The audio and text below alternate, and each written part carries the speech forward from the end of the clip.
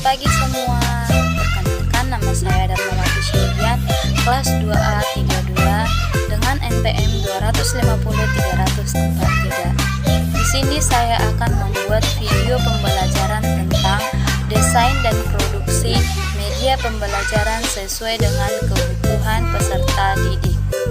Sebelum kita ke pembahasannya, ada baiknya dulu kita mengerti apa itu desain pembelajaran.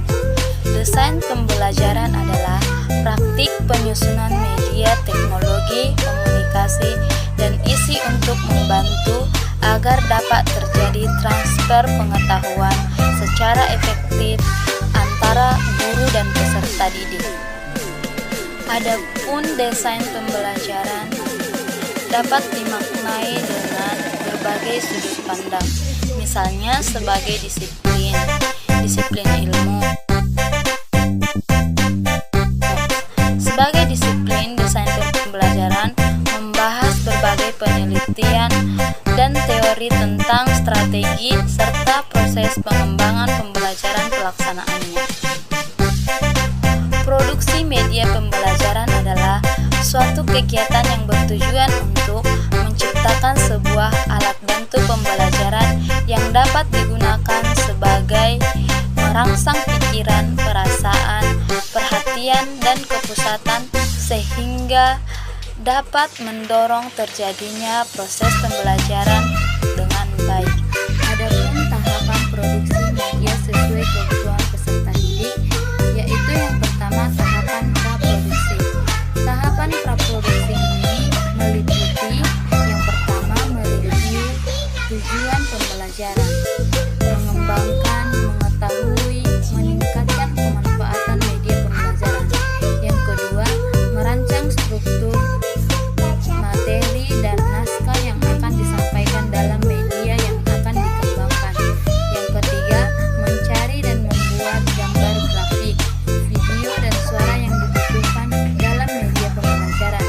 Dan yang keempat adalah memahami dan digunakan. Yang kedua, tahapan produksi. Tahapan produksi media pembelajaran yang perlu dilakukan adalah melakukan pekerjaan desain, enggan, mengembangkan flowchart dan storyboard. Membuat flowchart merupakan diagram yang di dalamnya berisi tentang seperti apa alur yang ada pada suatu media pembelajaran. Membuat storyboard adalah gambaran halaman yang akan dibuat dalam suatu media pembelajaran, memasukkan materi, gambar, grafik, suara, dan video ke dalam media pembelajaran yang akan dikembangkan.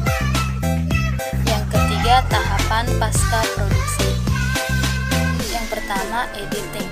Suatu kegiatan yang mengubah, memotong, dan menambahkan, mengurangi, menggabungkan, mengatur komposisi tampilan, baik itu warna maupun tata letak objek pada suatu media. Yang kedua, validasi.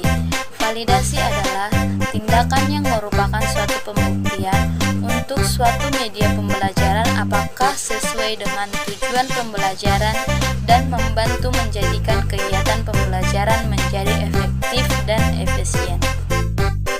Yang ketiga, revisi.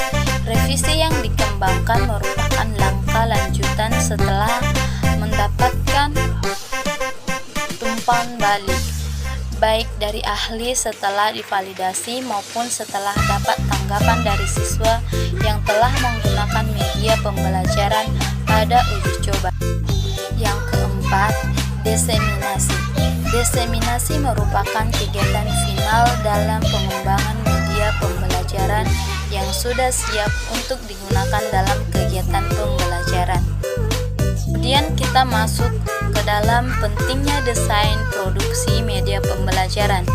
Produksi media pembelajaran adalah suatu kegiatan yang bertujuan untuk menciptakan sebuah alat bantu pembelajaran yang dapat digunakan untuk merangsang pikiran, perasaan, perhatian, dan kemampuan, sehingga dapat mendorong terjadinya proses belajar mengajar.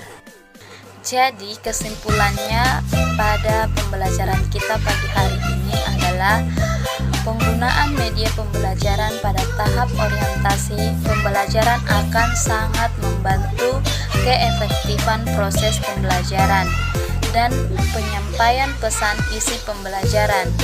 Beragam media dapat digunakan untuk mendukung fasilitas pembelajaran, salah satunya ragam media yang kerap digunakan dalam aktivitas mengajar dan mengajar SD atau di tingkat pembelajaran. Demikianlah materi kita pada pagi hari ini. Saya ucapkan sekian dan terima kasih.